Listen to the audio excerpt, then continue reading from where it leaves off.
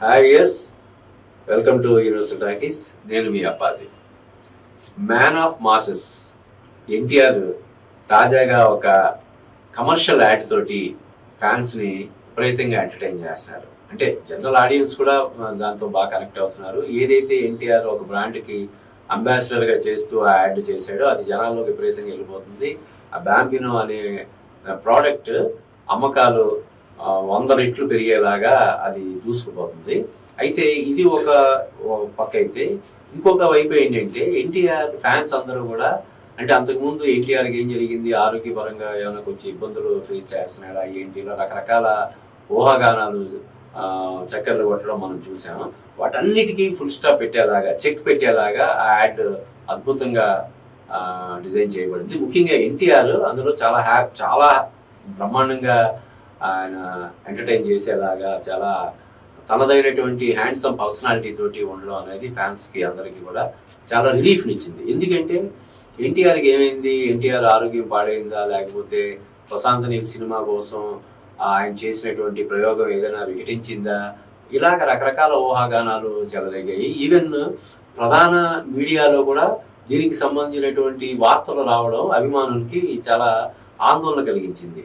ఒక పక్కేమో వార్ 2 బాగా డిసప్పాయింట్ చేయడం, రెండోదేమో ప్రశాంత్ నీల్ సినిమా ఆగిపోయిందని మధ్యలో వార్తలు రావడం, తర్వాత మళ్ళీ ఇలాగా త్రివిక్రమ్ సినిమా కూడా ఎన్టీఆర్ చేతి నుంచి అల్లు అర్జున్కి వెళ్ళిపోయిందని చెప్పి ఒక వార్త చక్కర్లు కొట్టడం, వీటన్నిటి నేపథ్యంలో ఫ్యాన్స్ అందరూ కూడా ఏంటి ఎన్టీఆర్కి ఏం నడుస్తుంది, ఏంటి ఒక పక్క ఆరోగ్యపరంగా ఇబ్బందులు ఎదుర్కొంటున్నాడా, కెరీర్ పరంగా ఏదైనా కొంత ఇది చేస్తున్నారా, కావాలని ఎవరైనా కుట్ర పన్ని ఇలాగా చేస్తున్నారా అని ఇలా రకరకాలుగా ఆలోచనలు చేశారు. వాటన్నిటికీ ఫుల్ స్టాప్ పెట్టేలాగా బాంబినో యాడ్లో ఎన్టీఆర్ అదరగొట్టాడు. అంటే అంతకుముందు రిలీజ్ అయినటువంటి ఒక జ్యువెలరీ యాడ్లో కూడా ఎన్టీఆర్ అంటే తనదైనటువంటి ఆ చార్మింగ్ లుక్స్ అవి మిస్ అయినాయి. దానివల్ల కూడా ఆ యాడ్ చూసిన వాళ్ళు కూడా బాగా డిసప్పాయింట్ అయ్యారు. దాని మీద ఈ ఎన్టీఆర్ హెల్త్కి సంబంధించినటువంటి రకరకాల పుకార్లు వ్యాప్తిలోకి రావడానికి కారణమైంది. కానీ ఇప్పుడు ఈ యాడ్ అంటే ఏదైతే ఆ పర్టికులర్ బ్రాండ్ ఉందో ఆ బ్యాంబినోకి విపరీతమైనటువంటి ప్రచారాన్ని తెచ్చిపెట్టడంతో పాటు ఫ్యాన్స్లో కూడా ఫుల్ జోష్ నింపుతుంది. అలాగే ఇప్పుడు నెక్స్ట్ ప్రశాంత్ నీల్ సినిమా తర్వాత ఎన్టీఆర్ చేయబోయే సినిమా ఏంటనే దాని మీద కూడా కంప్లీట్ క్లారిటీ వచ్చేసింది. త్రివిక్రమ్ దర్శకత్వంలో ఎన్టీఆర్ గాడ్ ఆఫ్ వార్ అనే సినిమా చేయబోతున్నాడు అనేది ఇంకా స్పష్టత వచ్చేసింది. అంటే మధ్యలో మళ్ళీ అల్లు అర్జున్ ఆ సినిమాని చేసే అవకాశం ఉందని చెప్పి వార్తలు రావడం, దాని మీద ఎన్టీఆర్ ఫ్యాన్స్ ఒక రేంజ్లో త్రివిక్రమ్ని ఇది చేయడం, ఇలాగా జరగడం మనం చూసాం. ఇప్పుడు అవన్నీ పక్కకి వెళ్ళిపోయి ప్రశాంత్ నీల్ సినిమా బ్రహ్మాండంగా షూటింగ్ జరుగుతుంది. అది సమ్మర్లో విడుదలయ్యే అవకాశం ఉందని చెప్పి మనకు తెలుస్తుంది. ఇప్పుడు ఈ సినిమా ఆదర్శ కుటుంబం అని వెంకటేష్తో చేస్తున్నటువంటి సినిమా తర్వాత త్రివిక్రమ్ చేయబోయే సినిమా ఎన్టీఆర్ తోటి అనే దాని మీద కూడా క్లారిటీ వచ్చేసింది. కాబట్టి బ్యాక్ టు బ్యాక్ ఎన్టీఆర్ చేయబోయే ప్రాజెక్టుల పట్ల కంప్లీట్ క్లారిటీ ఉంది. దీని తర్వాత ఆ కొరటాల శివ దర్శకత్వంలో దేవరా 2 చేస్తాడా లేదా అన్నది దాని మీద మాత్రం ఇంకా స్పష్టత రాలేదు. ఒక పక్క కొరటాల శివ నెక్స్ట్ చేయబోయే సినిమా ఏంటనే దాని మీద లేదు. అంటే బాలయ్యతో అని, వేరే హీరోతో అని ఇలాగా చాలా ఊహాగానాలు అవి జరుగుతున్నాయి తప్ప ఖచ్చితంగా కొరటాల శివ నెక్స్ట్ సినిమా దేవరా 2 ఉంటుందని దాని మీద ఒక క్లారిటీ అయితే మిస్ అవుతుంది.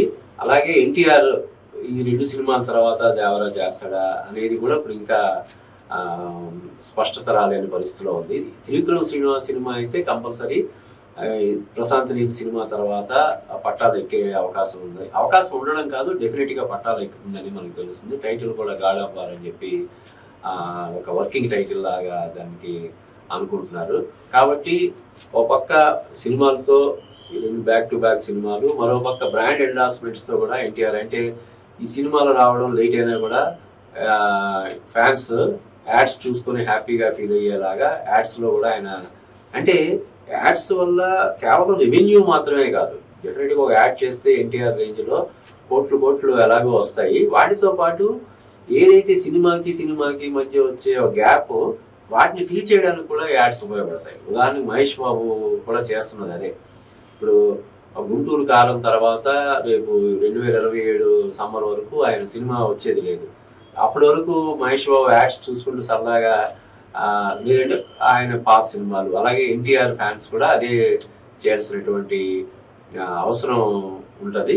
ఈ నేపథ్యంలో ఎన్టీఆర్ ఇప్పుడు ఈ బాంబినో యాడ్ తోటి అలరిస్తుండడం వల్ల ఎన్టీఆర్ ఫ్యాన్స్ అందరూ కూడా ఇప్పటివరకు ఎన్టీఆర్ ఆరోగ్యం గురించి వాళ్ళలో నెలకొని ఉన్న చిన్నపాటి ఆందోళన పూర్తిగా దూరం అయిపోయింది. అంటే బేసిక్గా ఎన్టీఆర్ అంతకుముందు కూడా కొంచెం బాగా లావ్ అయ్యి తర్వాత మళ్ళీ స్లిమ్ అవ్వడం, ఆ సందర్భంగా కొంచెం ఆరోగ్యపరమైనటువంటి సమస్యలు ఫేస్ చేయడం ఇవన్నీ చూసాం.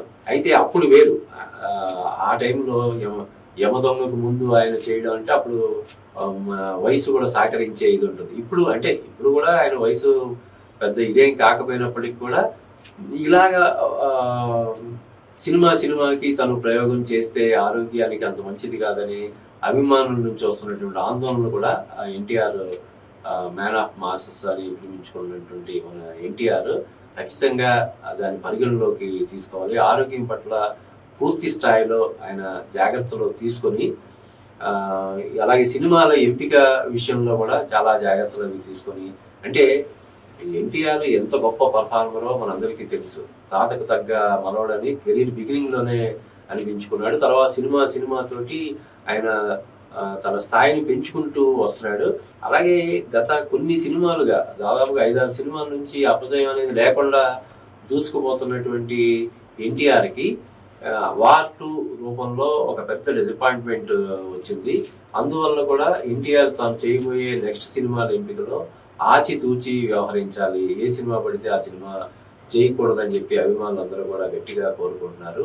దాన్ని ఎన్టీఆర్ ఖచ్చితంగా పరిగణించాల్సినటువంటి అవసరం ఉంది. తదనుగుణంగా ఆయన తన యాక్షన్ ప్లాన్ని సినిమాల పరంగా కానీ, యాడ్స్ పరంగా కానీ, మరొకటి కానీ వీటన్నిటినీ కూడా ఆయన డిజైన్ చేసుకోవాల్సిన అవసరం ఉందని మనం చెప్పక తప్పదు.